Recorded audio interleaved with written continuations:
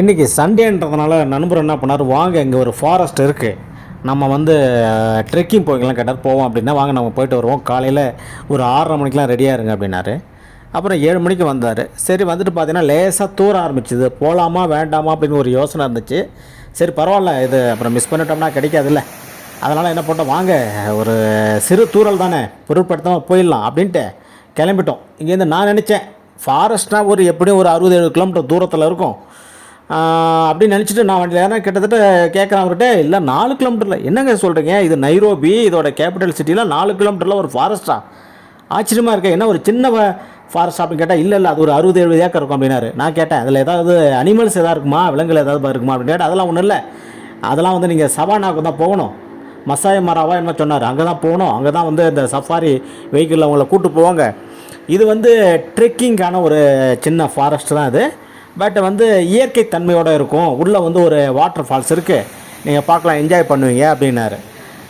கொஞ்சம் நீங்கள் வாக்கிங் போன மாதிரி இருக்கும் அப்படின்னாரு. சரி ஓகே, ரொம்ப ஆர்வமாகிடுச்சு. ஒரு சிட்டி பக்கத்தில் வந்து ஒரு ஃபாரஸ்ட் இருக்குது அப்படின்ட்டு கிளம்பிட்டோம். போகிற வழிலாம் பார்த்தீங்கன்னா அந்த எம்பசி ரோடெல்லாம் கடந்து போனார். அதாவது இந்த உலகத்தில் இருக்க மொத்த எம்பசியும் ஒரு ரோட்டில் தான் இருக்குது, 2 பக்கமும் ரைட் அண்ட் லெஃப்ட்டில். அதில் இஸ்ரேலு இந்த மாதிரி கண்ட்ரிஸோட எம்பசிலாம் காமிச்சார். அதை கடந்து போனோடனே அப்புறம் பார்க்கிங்கில் வண்டியை நிப்பாட்டிட்டு செக் பண்ணுறாங்க. போலீஸ் வந்து செக் பண்ணுறாங்க, அந்த ஃபாரஸ்ட்டு போலீஸ் வந்து செக் பண்ணுறாங்க, கார்லாம் செக் பண்ணுறாங்க. செக் பண்ணிவிட்டு அப்புறம் அவர் யாருக்கோ ஃபோன் பண்ணுறாங்க. அந்த டிக்கெட்டை மொபைல் நம்பரை வாங்கின உடனே டிக்கெட் வந்து உடனே வந்துடுது, அதுக்கு பே பண்ண உடனே வந்துடுது. அப்புறம் போயிட்டு காரை விட்டுட்டு இறங்கி நடந்து போனோம். அதில் 2 வழிகள் இருக்குது. அதாவது ஃபாரஸ்ட்டை வந்து நீங்கள் முழுமையாக சுற்றி வரணும்னா கிட்டத்தட்ட அது ஒரு 20 கிலோமீட்டர் வரும் போல். நம்மளால் அவ்வளோ முடியாது, ஏன்னா மழை வேறு லேசாக தூரால் ஆரம்பிச்சிச்சு அப்படின்ட்டு வேண்டாம், நம்ம வந்து ஒரு இந்த 6-7 கிலோமீட்டர் வர மாதிரி போவோம் அப்படின்ட்டு அப்புறம் போனோம். போயிட்டு நடந்து போயிட்டு அந்த ஒரு ஃபாரஸ்ட் சின்ன வாட்டர் ஃபால் இருந்துச்சு. நல்லா அப்போ தான் நல்லா சின்ன ஃபால்ஸு தான், ஆனால் அழகாக காட்டுக்கு நடுவில் வந்து அப்படியே இதை பாருங்கள், அற்புதமாக கொட்டிட்டு இருந்துச்சு. அந்த சல சவுண்டோட அந்த மரங்கள், அந்த இயற்கை இதெல்லாம் பார்த்தீங்கன்னா நடக்கிறதே தெரியலங்க.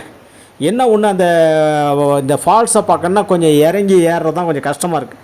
ஏன்னா மழை வேறு இல்லை, தூரல் அதை வழுக்க ஆரம்பிக்குது. அதனால் வந்து ஹேண்டில்லாம் பிடிச்சிட்டு கொஞ்சம் கவனமாக போகிறது, அது ஏறுறது கொஞ்சம் சிரமமாக இருந்துச்சு.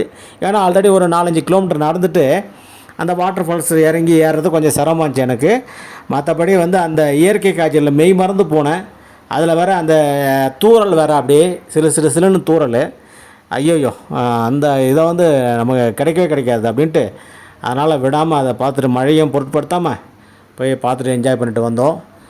சரி நீங்களும் பார்ப்பீங்களே அப்படின்ட்டு தான். இதில் என்ன, பறவைகள் மட்டும்தான் அங்கங்கே இருந்துச்சு, ரொம்ப வேறு ஒன்றும் மரங்கள்லாம் பெரிய மரங்கள்லாம் இல்லை, எல்லாம் ஒரு மிதமான சைஸ் தான், எல்லாம் மீடியம் சைஸ் தான். ஒரு அநேகமாக ஒரு 50-60 வருஷத்து மரங்கள் இருக்கும்னு நினைக்கிறேன். ஒரு சில இடத்துல நல்ல பெரிய மரங்கள் இருந்துச்சு, அநேகமாக இதை உருவாக்கியிருப்பாங்கன்னு நினைக்கிறேன். எல்லாமே ஒரு யங் ட்ரீஸாக தான் இருந்துச்சு. அதனால் வந்து இதை வந்து பராமரிக்கிறாங்க, இன்னமும் வந்து பராமரிக்கிறாங்க. இதில் இதில் ஒரு மிக முக்கியமான விஷயம் என்னென்னா, ஃபாரினர்ஸ் வந்து இந்த ஸ்லீப்பர் அதெல்லாம் பார்க்காம ஓடுறாங்க. அதில் வந்து ஒரு ஜாகிங் போயிட்டுருக்காங்க. ஐயோ, அதெல்லாம் நம்ம கற்றுக்க வேண்டியிருக்கு. மழை கிட்ட ஒன்றும் பார்க்கல, எப்படி நமக்கு சாப்பாடு தூக்கம் வந்து டெய்லி செய்யணுமோ அந்த மாதிரி இந்த ஜாகிங்கை வந்து பண்ணுறாங்க. அதேமாரி அவங்க வந்து இந்த மாதிரி வந்திருக்கிற இடத்த வந்து முழுமையாக பயன்படுத்திக்கிறாங்க. டூர் வராங்கல்ல, அது மழை பெஞ்சான்னு அந்த இடத்த வந்து பயன்படுத்திக்கணும் அப்படின்ட்டு அவங்க நல்லா நிறைய ஃபாரினர்ஸ் வந்து ஜாகிங் போனதை பார்த்தேன். நல்லா ஷூ போட்டுட்டு ஸ்லிப்பரியெல்லாம் பார்க்காம அப்புறம் நானும் லேசாக ஜாகிங் பண்ண ஆரம்பிச்சிட்டேன். நல்லா இருந்துச்சுங்க.